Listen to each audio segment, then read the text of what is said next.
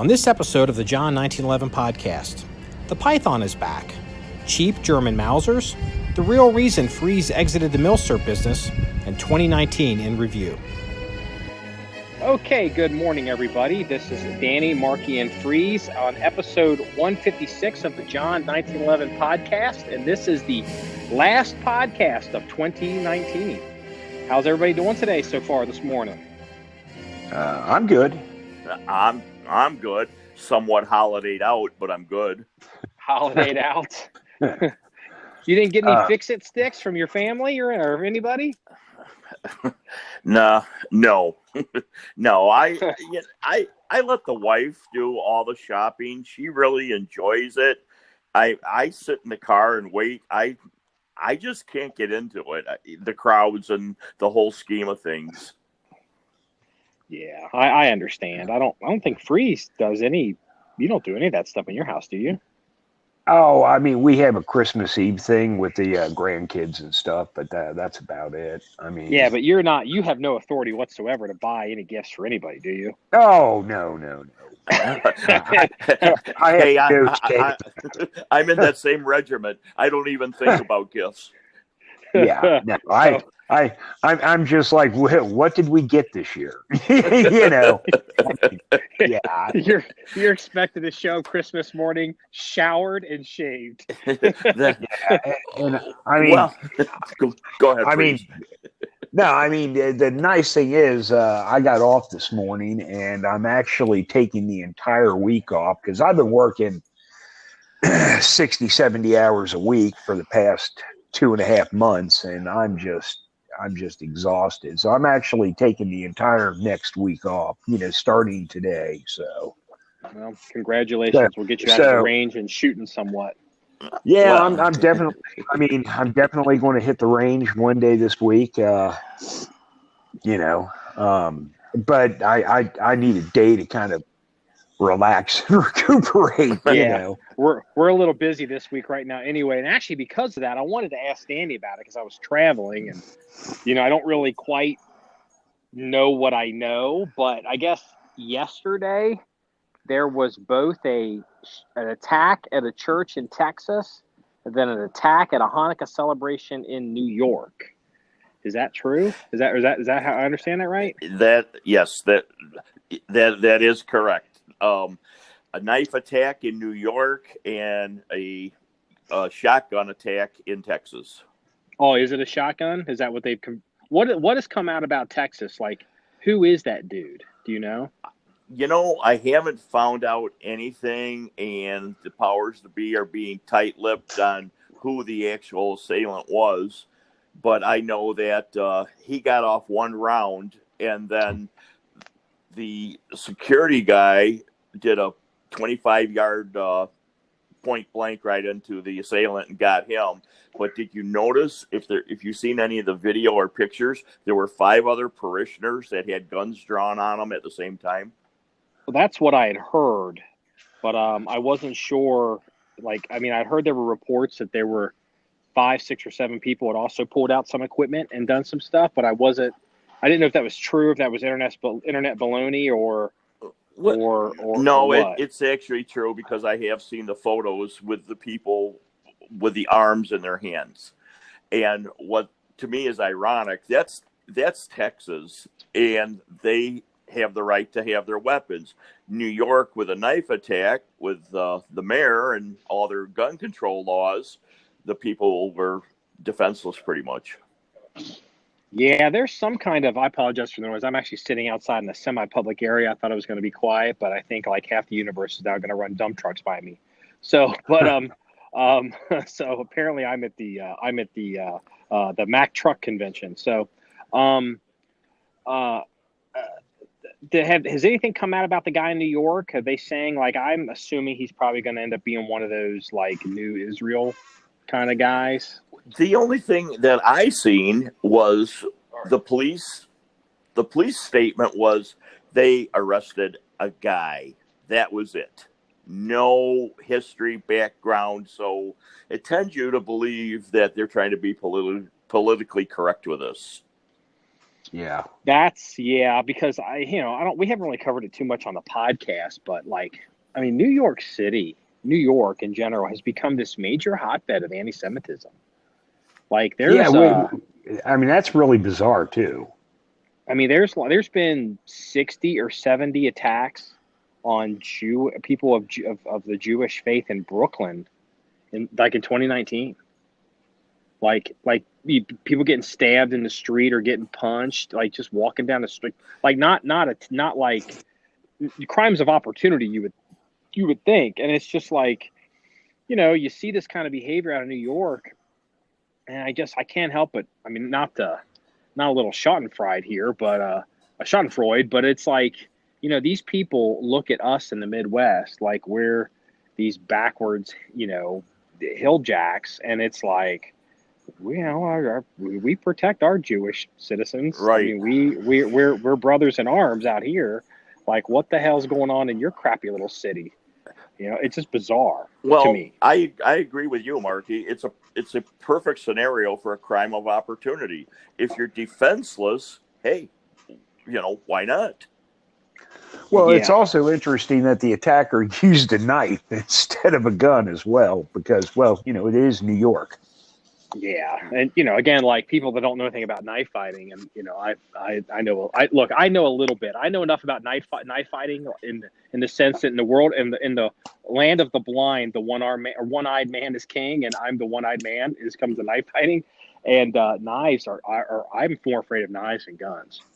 If I see you, if the situation. If I see you and you have a knife and you're in any proximity to me, it's just going to be if I really think you're legit going to do something, it's over. Whereas it's just because they're awful. They're just awful. And it's a lot of people, guns versus knives, a lot of guns lose that or are lucky to break even. Well, what was that old training that the police used to have with a guy with a knife, so many feet versus seconds or something like that? It used to be they actually updated it. They used to, I think the Sergeant Tweller, he was I think he was a cop in Las Vegas, and I could be wrong on that, but it's been so long since I've had to study that stuff. But his old rule used to be 20. I think it was 21 feet. Yeah, it was a 21-foot rule. Yeah, and they've actually since updated it. They've now said it needs to be at least 30 feet. Really? Because people now are more athletic and they're smarter. And hey, it's a 50-foot rule.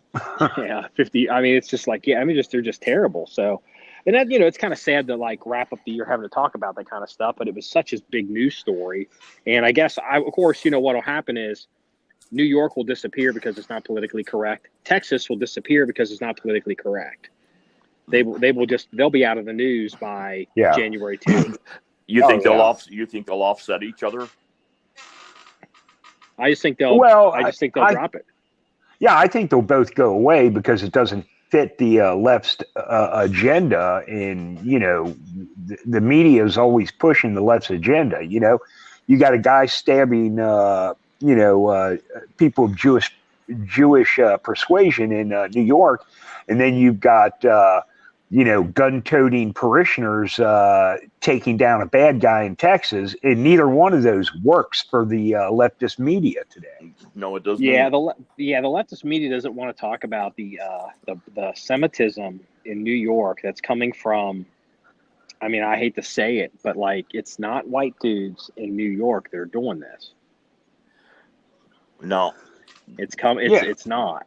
There was a shooting that happened a few weeks ago at the store, and I guess the perpetrators were members, and this was even news to me.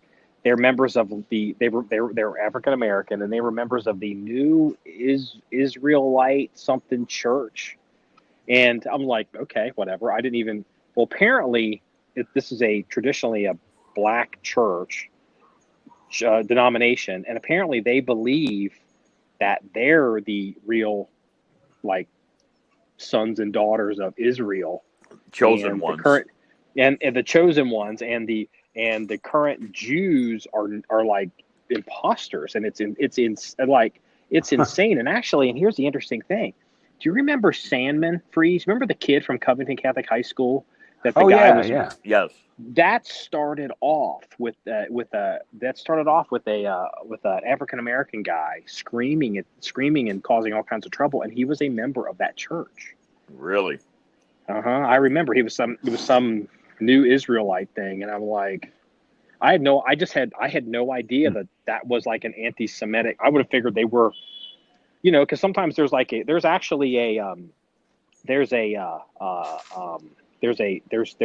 now genetic DNA evidence that one of the quote, I don't say lost tribe, but there are people of Jewish descendancy that live in Ethiopia, and they've been coming back to Israel. And it's like, I mean, I thought, like, when I saw that church, I figured maybe it was like Ethiopian Jews. Wasn't Solomon's wife, I think her name was Sheba, wasn't she from like Ethiopia originally? Well, that's Sheba down there. So yeah, I'm gonna get. I'm not a biblical scholar, but yeah, I think so. Yeah. So if I remember my biblical history correctly, I said, I mean, that would make total sense because I believe she was from what is modern day Ethiopia. I don't know what the hell it was called back then. What do they call that? Sheba. Was it ever called Nubia? I can't remember. Interesting. Well, this is interesting too. There was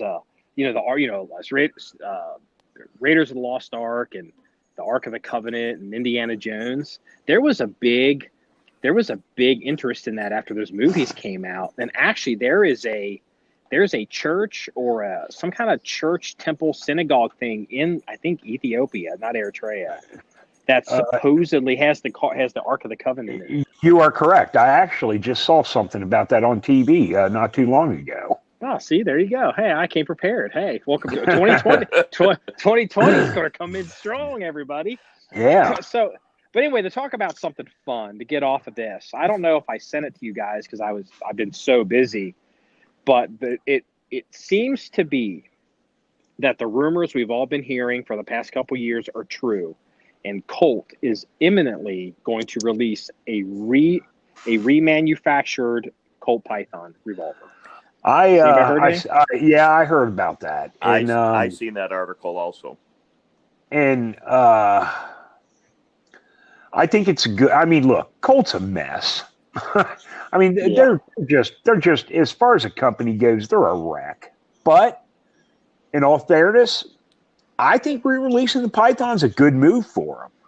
Hell yeah, it is. I don't know if it'll save them, but I think it's a damn good move. Well, they'll sell a truckload of those guns. When I read that article, I was thinking, what about all those people out there that paid such an inflated price for the Pythons they have now? Will the new Python release diminish the value of what the older ones are worth? My guess is no, because you're going to have all the guys that spent big money on the old Pythons or guys that have had old Pythons for years, and they're going to want to keep the value up. So they're going to say, well, this is a real Python, not the new Python, And Freeze is 100% correct. That's how collectors do it.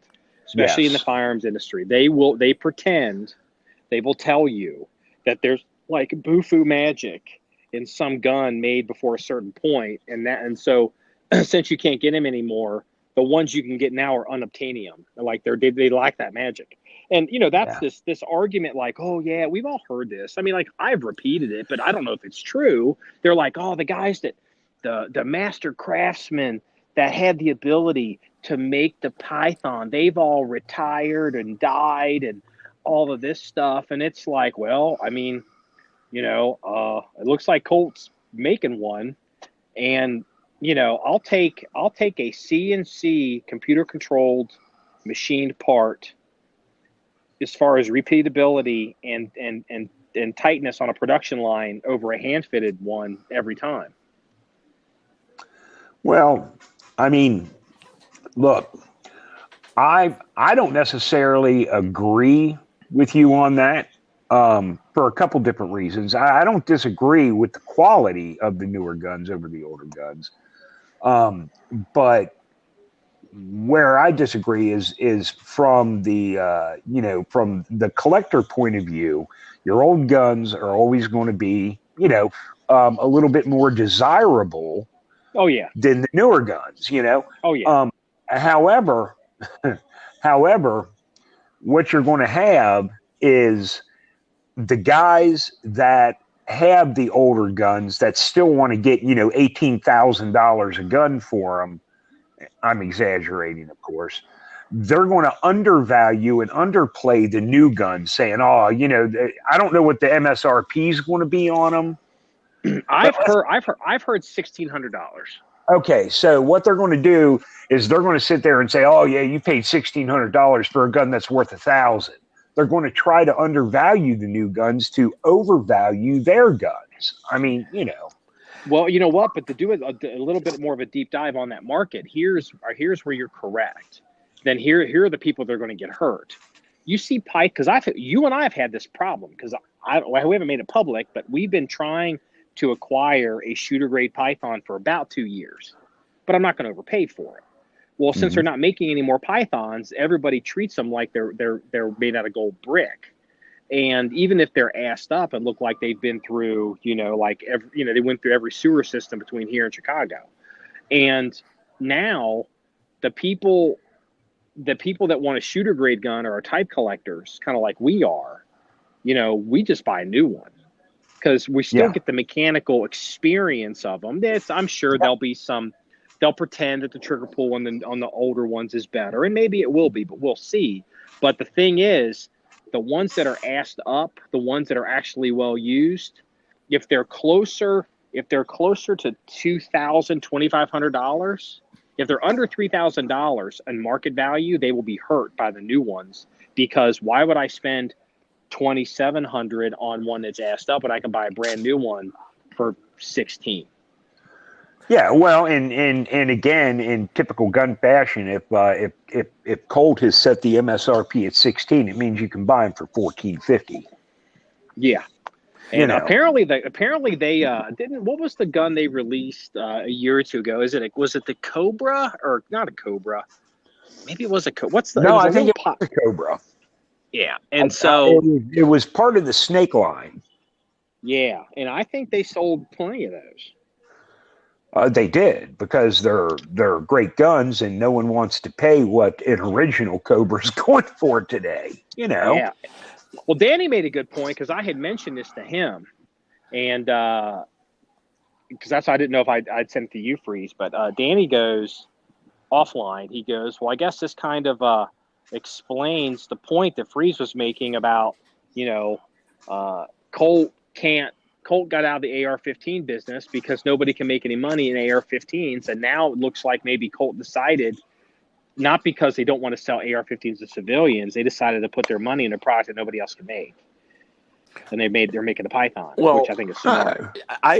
Not only that, but I have a little nuance to that also. Is Colt following the Glock / Henry Ford type thing?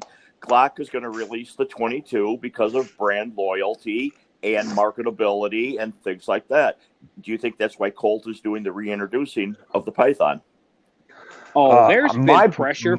There's been pressure to make a Python for 30 years.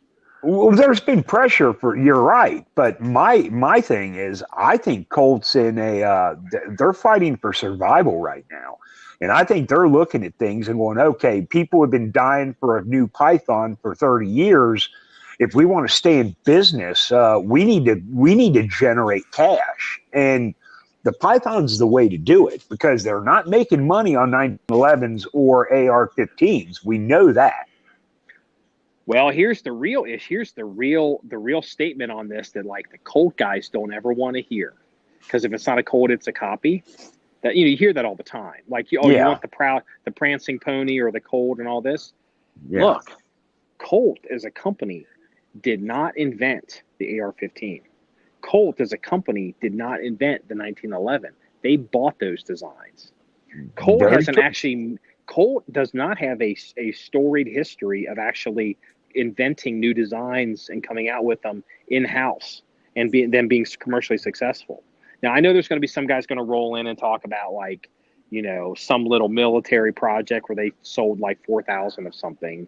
But in the commercial market, where they need to actually pay the rent, Colt doesn't have the history, the track record. They don't actually. I don't think they're really good gun designers over there.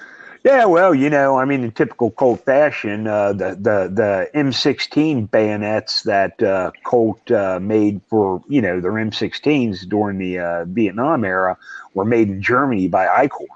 They didn't even make the bayonets. So really, yeah, it's like they're like Colt Eichhorn.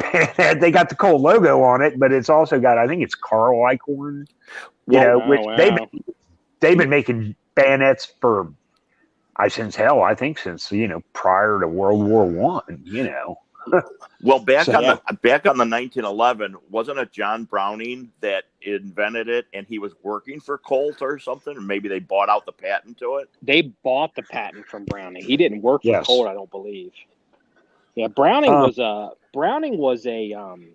kind of like a mercenary. He and his brother, they came up with all these designs, and then they would sell them and license the designs, and then the companies would take that design, and then they would be like, okay, it's cute that John Moses Browning made this thing and it works, but we got to make 100,000 of them. We have to manufacture them. So we now have to kind of like make changes so it's manufacturable and doesn't cost $1 million to make it. So even Browning's designs changed. Browning didn't really actually, in my opinion, become part of any company until he went to FN in Europe. Well, they still love him. I mean, that's the thing. Browning here in the United States could not produce and manufacture enough firearms to fill the demand. That's why he went over to FN. That's where you get the Belgian Brownings and that, because FN had the capability of producing the volume that was desired on these. Yeah, I believe like he died when he was working on the Browning High Power when he passed away, and there was a guy who was an FN engineer that finished it. So the FN Browning isn't all John Moses Browning, but even after he died, they still look at John Moses Browning and FN as like the father of like their company. Like, I mean, here's the thing. The gun people today have rewritten history as far as how people looked at John Browning. John Browning wasn't popular with a lot of people in the United States. And, John Browning was, as far as I know, was never really part of Colt. I mean, he worked for he had designs with Winchester. He had designs with Colt. Did he have stuff with Remington as well? I'm not 100% sure on Remington, but I know he worked with Winchester and Colt both.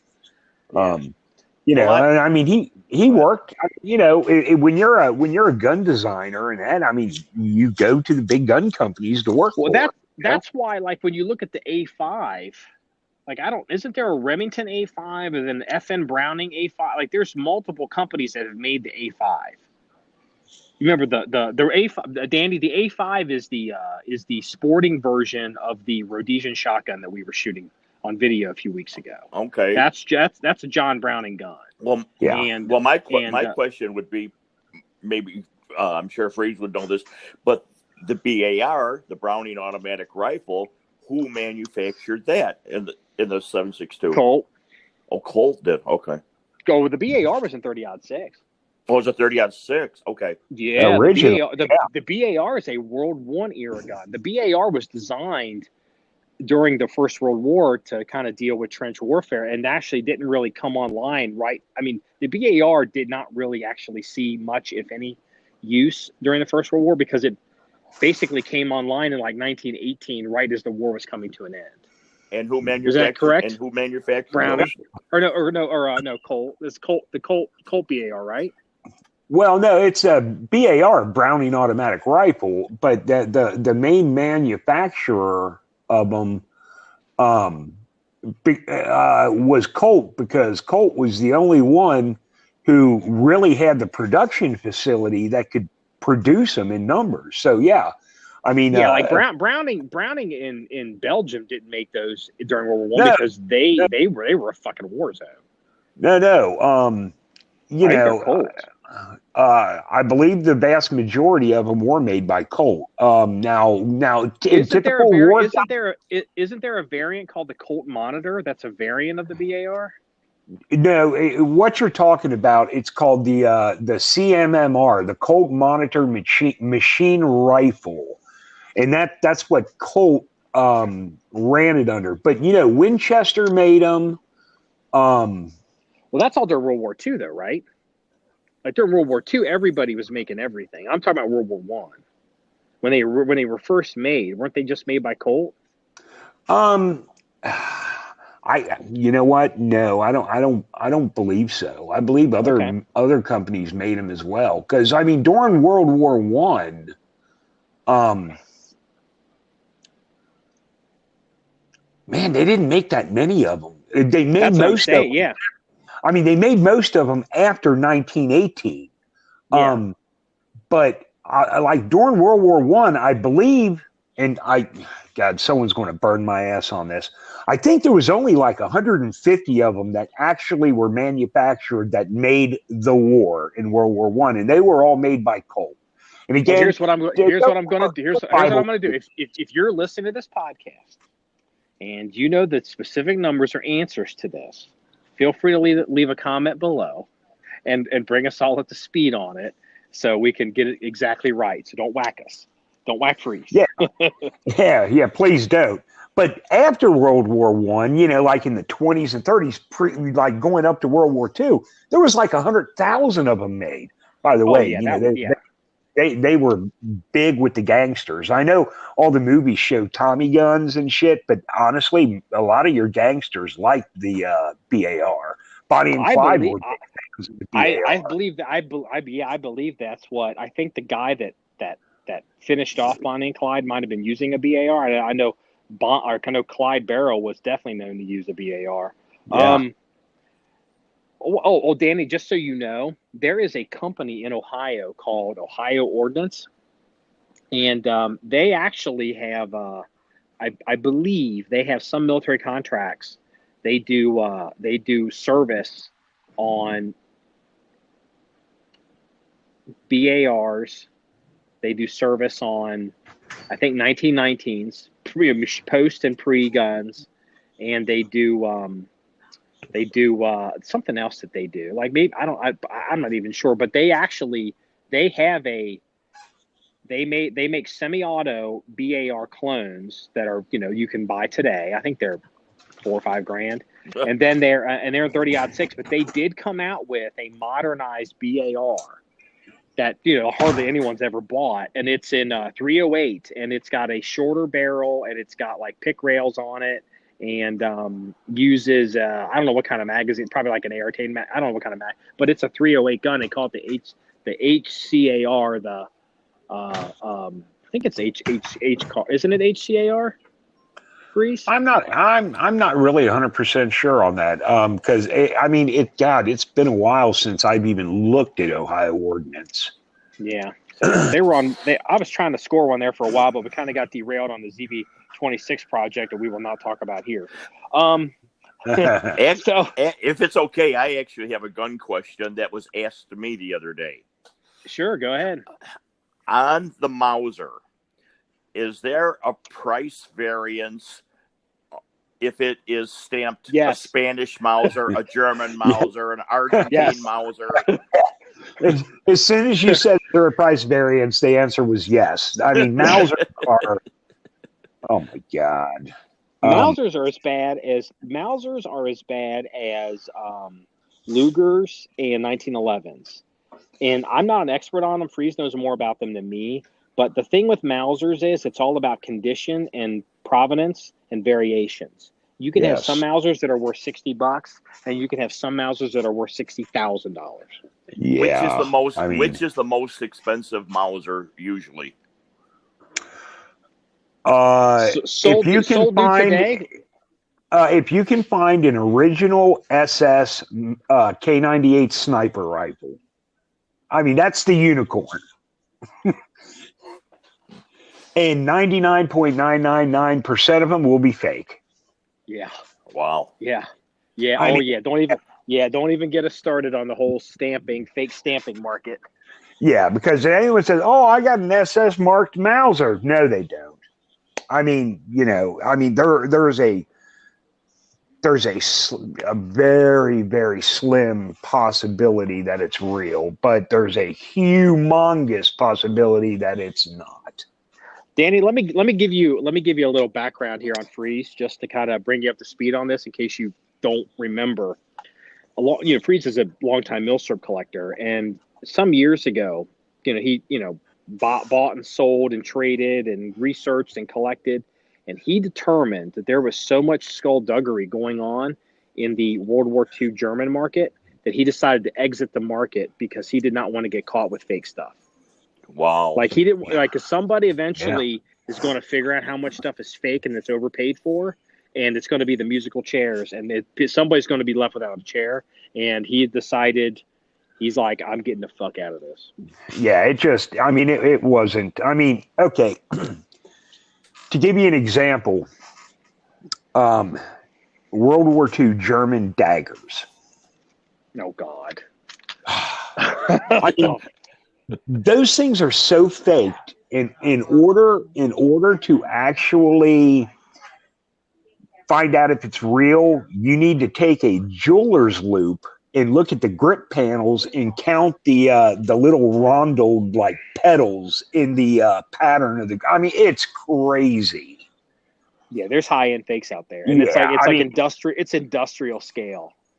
Like there, but anyway, Danny asked a question. I heard. Hold on, Danny asked a question, and I heard Spanish Mauser. So, what's your question, Danny, about the Spanish Mauser? Well, this fellow I was with the other day, he said he has a Spanish Mauser, maybe someone. He also said a South American country Mauser, and he said his goal is to get a real German Mauser. And is there, like I had asked, the price variance? And I said, I don't know, but I have some friends that do. Yeah. Okay. Well, the thing with the Spanish Mauser is most of them went to South America, and most of them are really horrible in condition because they didn't treat them well, and it's a very moist environment, and most of them are rusted and pitted. And if it's a small ring Mauser, it's not going to bring a whole hell of a lot. If it's a large ring, it could bring okay money, depending. But none of them are going to bring the kind of money a German Mauser brings. And if he wants to upgrade to a German Mauser, he needs to break out his freaking wallet because it's going to cost him a hell of a lot more than what a Spanish Mauser cost him. But I have a suggestion. Here's the thing: the Germans, also known as the world's largest Mauser collector society, they made so many of them, and there's so many variants, and the collectors are so about condition and markings from certain factories. Can't you get? Aren't there like Russian capture ones, or like ones that had their markings obliterated that are like much cheaper? Yeah, but here's the thing: those are not going cheap anymore because the Russian collectors like them because it's a Russian capture, and now the joint market between the Russian collectors and the German collectors. So they're not even. Here's what you need to do if you want a fairly inexpensive shooter grade German K98 Mauser. Is you need to find one that's got a stock on it, that's not laminate, that's a little whipped up, and make sure the damn thing's mismatched. Because if it's mismatched, it's a parts gun. Because the Europeans were real, unlike Americans, the Europeans were real anal on keeping everything matched. And if you get a mismatched rifle, the collectors hate that and they don't want it, and it really decreases the value. So if you don't want anything that's a high dollar collector gun, you just want something that you can shoot, but it's a real German Mauser. Look for something that's a little beat up. Look for something that's mismatched, and you can get it at a fairly affordable price. But also, just so you know, the mismatched stuff, I mean, they're like Henry Ford. Everything fits. So it's not like if it's mismatched, it's really unsafe to shoot. I mean, you need to check Headspace. Like they all fit. It all works. No, they all work. Just because it's mismatched, it doesn't mean it's functional. They're fine. That circles back to my argument on Colt versus CNC machine versus hand fit. Stuff that's hand fit is not interchangeable. Stuff that's machined to high quality, like Henry Ford or Colt today, a lot of it will be interchangeable. Yeah, absolutely. Yeah. So yeah. What about what about wasn't there that company you were hating on? What about Mitchell's Mausers? Are they even still around? Do they sell cheap German Mausers? No. Here's the problem. Mitchell's Mausers. Okay. Let me preface this by saying. Hold on. The short version. Okay. Okay. Look. Here's the thing. Nothing Mitchell's puts out is original. It's all refinished. It's all redone. And as far as like their quote unquote SS, they're all marked up. I mean, none of it. They're fake. Okay, and they're refinished. But like a couple years ago, I was looking at Mitchell's had a bunch of Yugoslavian Mausers that were in like the $250, $300 range. This is a few years back. And they were refinished, and they looked like $1 million. They looked like they came right out of the freaking arsenal. And you know what? You can sit there and crap on Mitchell's Mausers all you want, but if you want a really nice looking shooter at a reasonable price, it is what it is. Now, does that count as a German Mauser, though? It doesn't. Nah, well, okay. Depends on the year, because if it's a Yugo Mauser, then no, it's not. But if it's like a Czechoslovakian Mauser, depending on the year, it could be, because the Germans did take over the manufacturing there. We have a Czechoslovakian Mauser that you took apart and figured out it was actually German. Don't you remember that? Yes, I do. And like the Zastava factory, which made the Yugo Mausers. I mean, again, during World War II, the Germans took that over, and they were producing. Look, the Germans were hard up for firearms. Anyone that could make a firearm, they were grabbing. That's why you see German pictures of German soldiers holding Belgian high powers. I mean, Star Model Bs with Nazi markings on it. They were getting guns anywhere they could. So technically, it could be Czech or Yugo and still be a German Mauser. It depends on how much of a deep dive you want to get into. Yeah, I think he just wants one that's made in Germany by Germans. So, well, Daniel, let me add this one. In my opinion, today, the most expensive Mauser rifle that you can buy today that's new, it's probably a Rigby. They're basically their Mauser guns. It's just Rigby's was a custom shop that turned them into safari rifles, but they're Mauser guns. We've gone on for a while here. Now this is the last episode of 2019, and we got to do like a little year in review. Did everybody get to do what they wanted to do? Did everybody miss any goals they wanted to try to do? Does anybody have any goals for 2020 or any predictions for 2020 and how anyone thinks it's going to go? Who wants to go first? I want to win the lottery. I missed it in 2019, but well, why not shoot big? What the hell? Yeah, hey, why not shoot big? So Danny's going to win a lottery. He's going to buy a Corvette. That he's going to like. No. I'm like Freeze. Well, hey, I don't like those sports cars. Go ahead. Okay, Danny. I'm just going to say this, just on record. If you do win the lottery, we need a shooting tower. I swear, Yeah. God is my witness. I told Lori, first thing I'm going to do is put a tower at that range. And it's going to be her memorial tower with a plaque on the bottom. And you know what? That's my big miss for 2019, because I worked most of the year to try to get a tower on the range, and we had some hits and some misses on that, and so that is definitely my 2019 miss. So I'm hopefully for 2020. But you know what? That was a 2019 miss. But I tell you what, the range in 2019 has come so far. I can accept that miss. Yeah, if all you, Marky, didn't get was the tower compared to the 10 billion cubic yards of dirt moved, grass planted, anything else you've done, containers, everything. So, yeah, are you saying that my win for 2019 was not going into DNR dirt jail for not having the right licenses? I'm saying your 2019 win is the fact that you hand sowed 3 tons of grass seed. Yes. Yeah, like we had somebody out there like, who planted all this grass? I'm like, you're looking at them. I have a business idea for you. Since you have that land and the range and all the other stuff, why don't you take part of the unused area and open that up for dog training? That way you get a 2-for-1 when the LEs show up. I can't go into details, but we had an unofficial conversation about some of the unused areas and making it into a hemp farm. I was like, so CBD oil, baby. Yeah, I was sitting there, I was like, okay, hold on, let me get this straight. So I'm going to have the sheriff's office over here.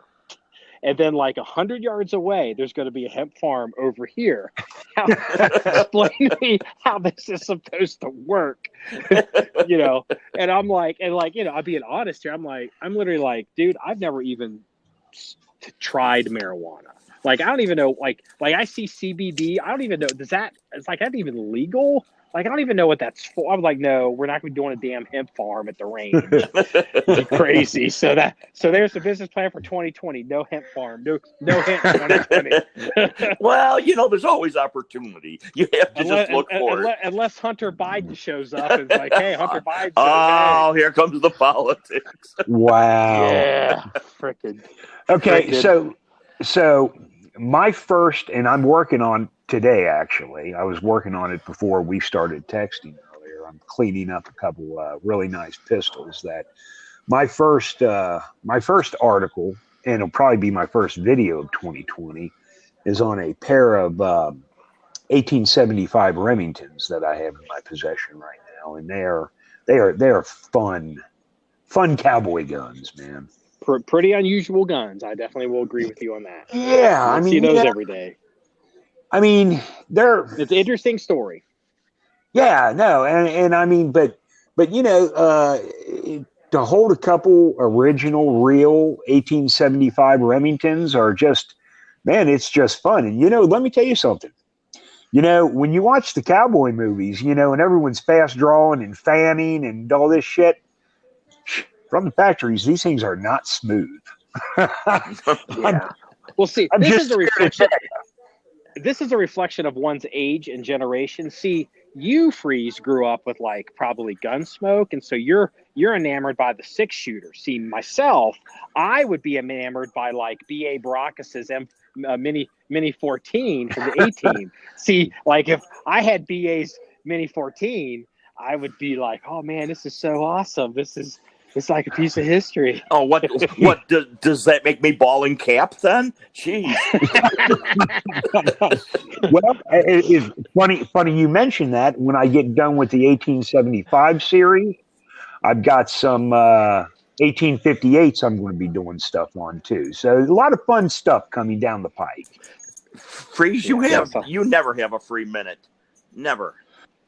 You're always doing something. If it's not work, it's honeydews. If it's not honeydews, it's doing weapons. How do you sleep?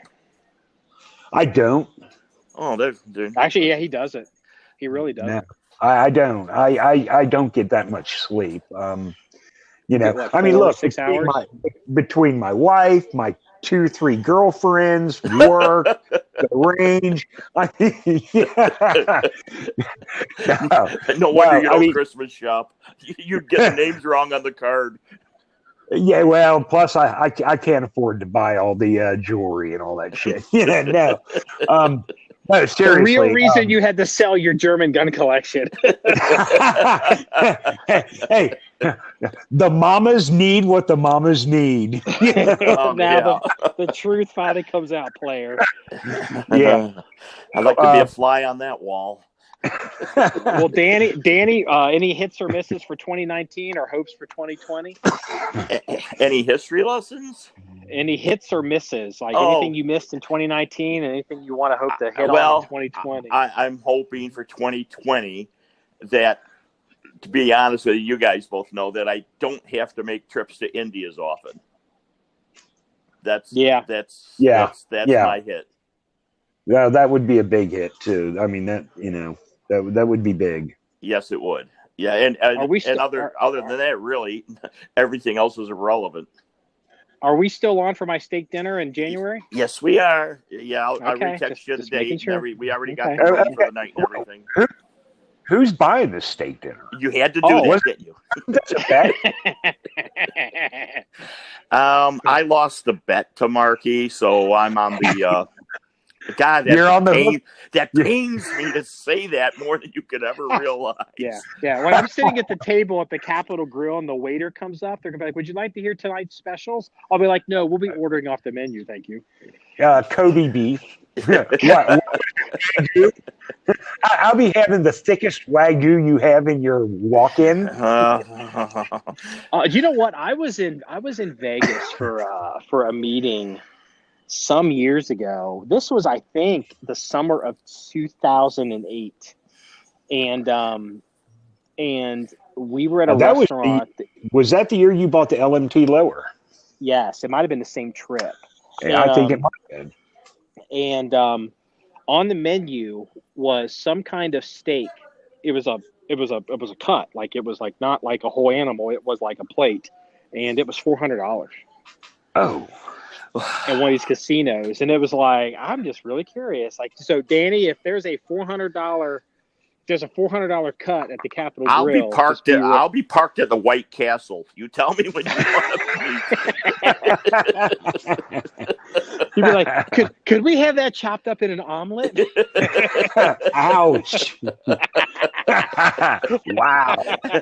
Oh, you guys are you're rough. Yeah, well, it's been a hell of a tough year. So yeah. So Marky, Marky, what do you want is your biggest hit for 2020? All I want for 2020 is I want a shooting tower, and I want about another 150 acres for the range, and I want a upgraded armory, and so we'll leave it at that. So basically, you're talking about 20, 21, and 22. Long term. Hey, I'm like the Roman Empire, expand or die. You know, it's like. Well, so you want to buy Gaul and the Holy Roman Empire. We're still trying to figure out a name for the John 1911 range, so maybe it'll be Gaul. Didn't you come up with that once, Freeze? You were like, let's call this part whatever, call this part Gaul. The green space at the back end that we were talking about that you can't develop on, I think I dubbed that Gaul. Yeah. The primitives? Yes. Yes, okay. We call that so yeah. You mean the one, the property next door we can't develop on? Yeah, that's Gaul. Door that you can't develop. Yes. It's been like actually, yeah. Yeah. That would be so. I would basically maybe for 2020 I can get 200 acres more. Oh, what the hell? We'll leave more yards, no big deal. Our acres are. Hey, I tell you what, it would be huge. It would be huge.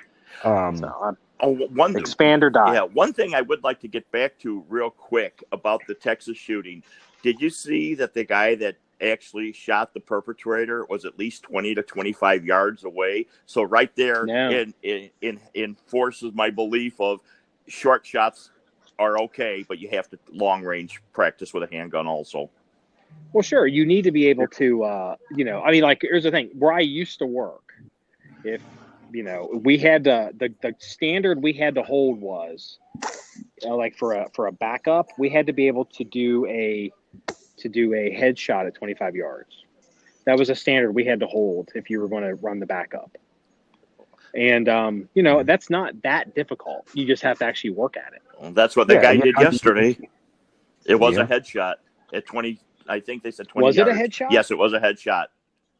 I hadn't heard that. I'm gonna have to sit and watch, a lot of that. So, the church can be pretty big. So, so hopefully, let's all hope in 2020 a lot of this nonsense settles down, and there's no big boogaloos in Virginia, and there's no more crazy anti-Semites, and there's no more crazy church shootings. Oh, Virginia! Fingers crossed. So, all right. Well, that's crazy. Well, that's going to wrap up episode 156 of the John 1911 podcast. If you want to see any links, stories, or pictures of anything we talked about, especially Freeze's girlfriends, you can go to our website, John1911.com. That's JOHN1911.com. Remember, it's all about shooting guns and having fun. Everybody, have a safe new year. Happy See you New Year, later. everyone. Bye-bye.